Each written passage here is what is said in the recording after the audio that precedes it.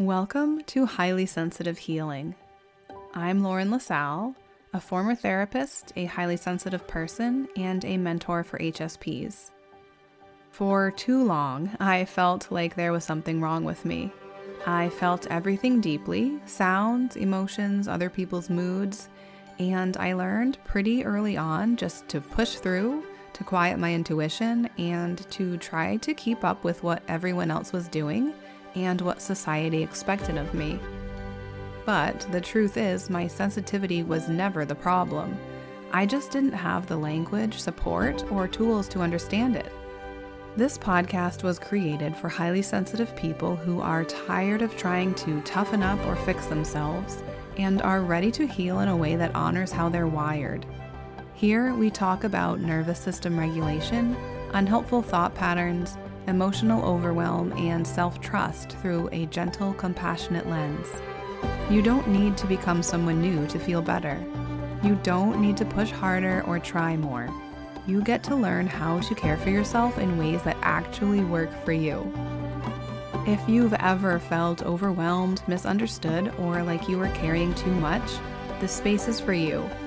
My hope is that each episode helps you feel a little less alone and a little more at home in yourself. So, wherever you're listening from, welcome. Take a breath, settle in, and let's begin. Welcome back to Highly Sensitive Healing. Today I have a topic that I know has been brought up by probably everybody in our HSP community. It's something that I also struggled with for a very long time, and that is feelings of anxiety and how do you deal with those. And so to give a little background about myself and anxiety, I was diagnosed with anxiety and depression when I was around 16 years old, and by the time I was in my early 20s, I had pretty much worked through both of them, and I came out the other side, which I really never thought would happen, but it did. And even though I don't think at that time that I was feeling so much better that I would have been diagnosed with an anxiety disorder, I still had a lot of anxiety showing up in my body and in my thought patterns. And while it definitely wasn't as intense as it had been, which I was so grateful for, it was still there. And because it was so much less than it had been, it sort of felt like this is my new normal. I'm no longer, I wouldn't have really called myself an anxious person at that time. But compared to now, it has, again, shifted so much where I really don't feel those anxiety feelings in my body anymore, and I really don't have those thought patterns come up as automatically anymore. And if things do come up, because of course they do, I'm able to notice them pretty quickly and work with them. And so this episode is not about how to cognitively deal with anxiety, because I just did my mini series on here a couple weeks ago.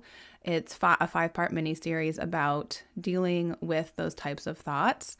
And so if you want to learn about that, go listen to those episodes. Those will help you there about dealing with thought patterns, as well as a little bit in the body. But this episode is really about things that I have done differently that have helped reduce and lower my anxiety. And I also want to say, before I get into these things, that anxiety initially, a long time ago, was there to protect us, and it still is. But the difference between then and now is that way back then, we needed to be protected from an animal chasing us and killing us, right? Because if people were just living outside, there were so many things that they had to be on the alert for.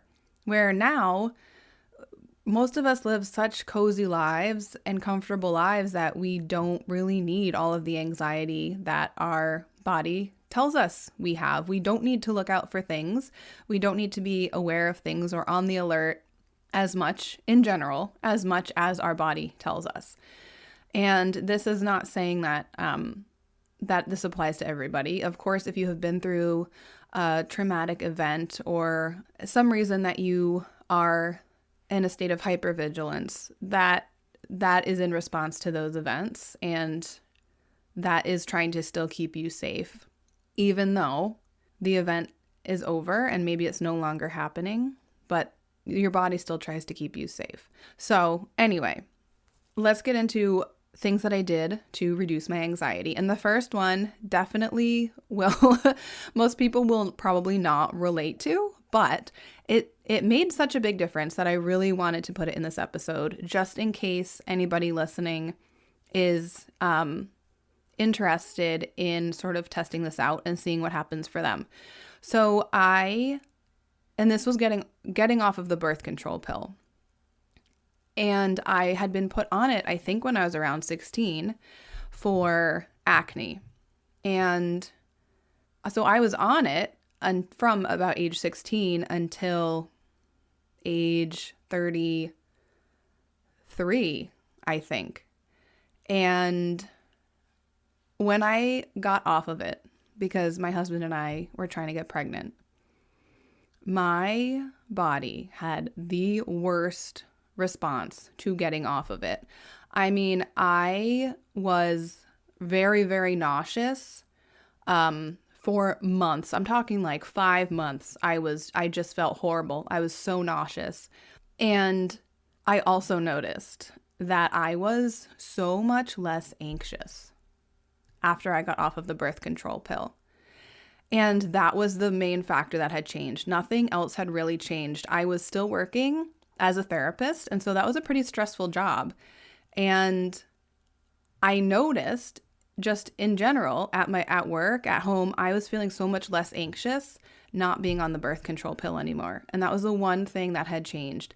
And I just found that so interesting. And I know that this is a thing that people talk about. And I don't know if anybody has listened to the Self-Helpless podcast.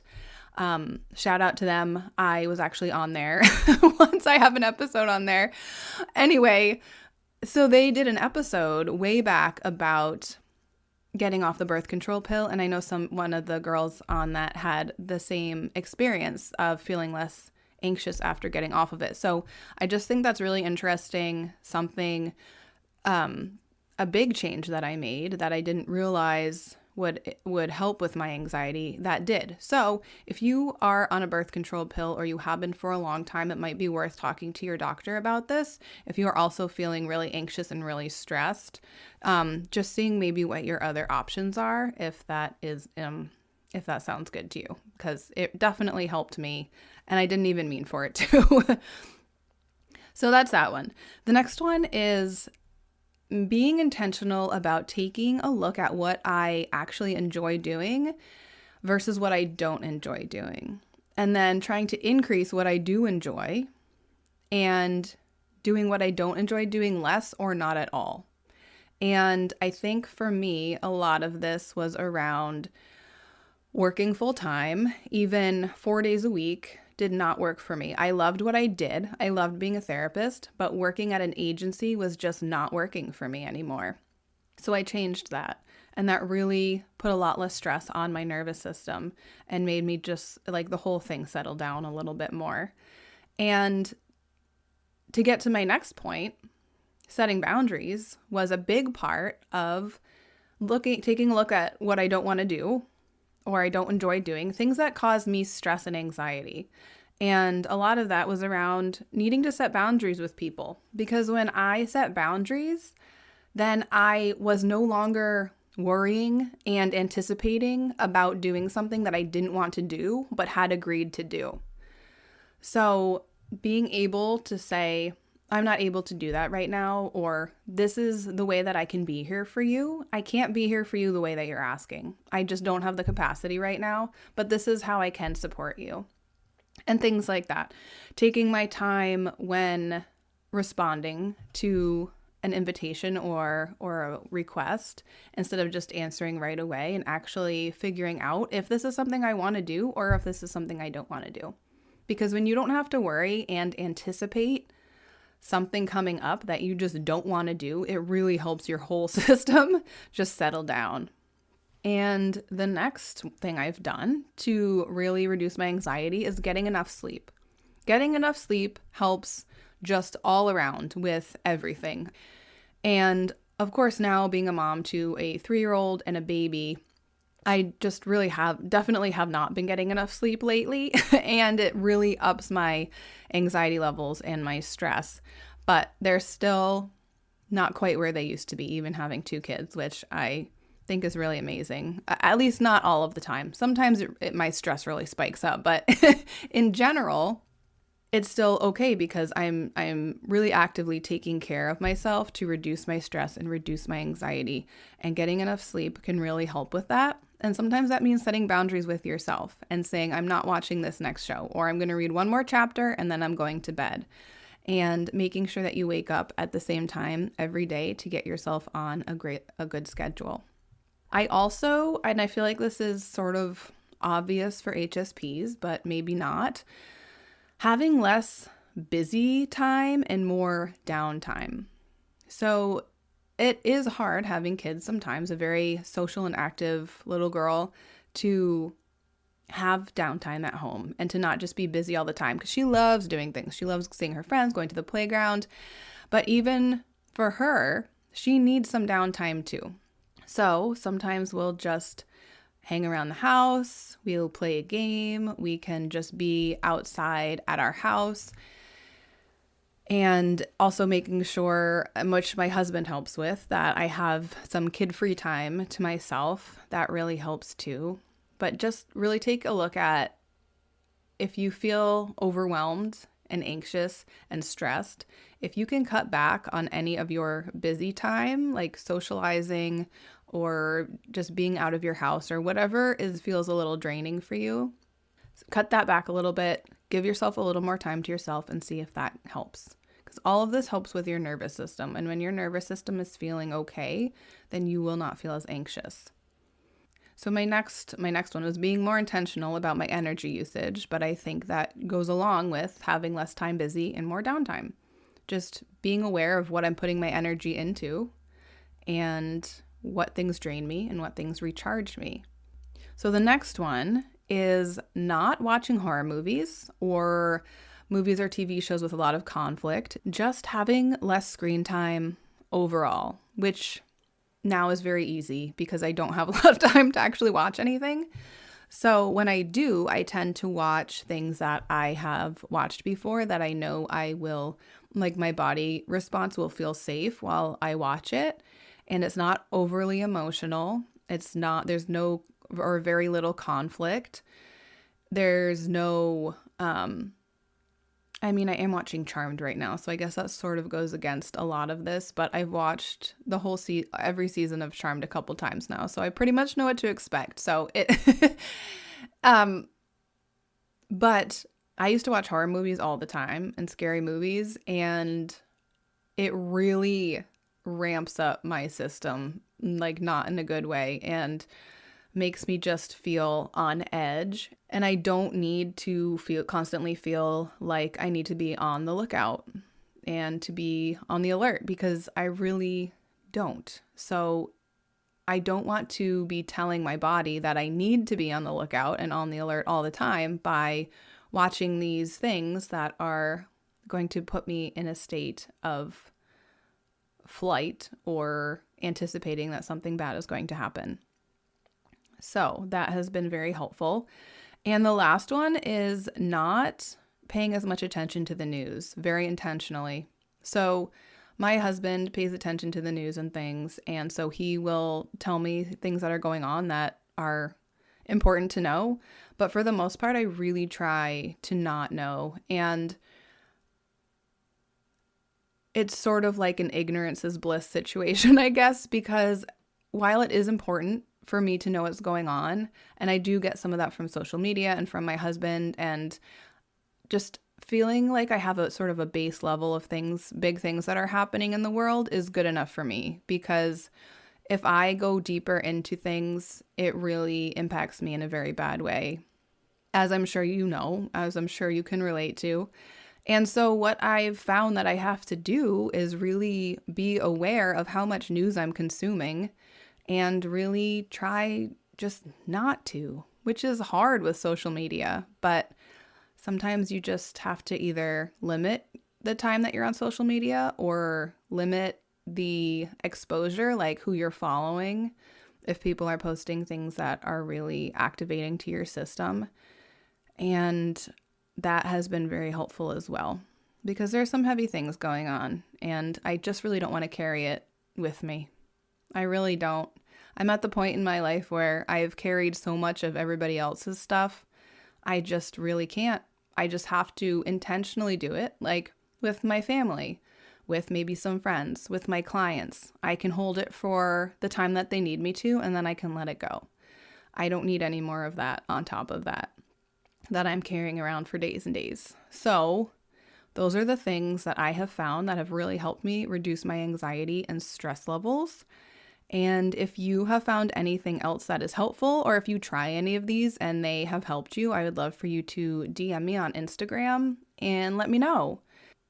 I also wanted to let you know what's going on in our community, the Healing Space.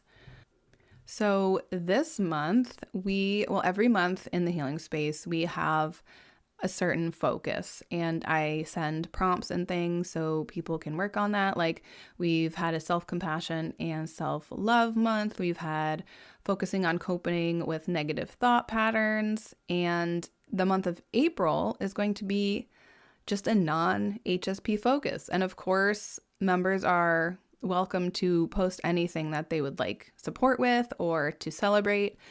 But we are going to be talking about, like, do you have any pets? What are your pets' names? What's the weirdest piece of art that you have in your house? Things that we don't really talk about, like sort of more surface level things, I guess, because we tend to go deep, which is great. And I love that we're also comfortable doing that. And now I sort of want to bring a little lightness to the community for the month of April. So that's what we will be focusing on within the Healing Space.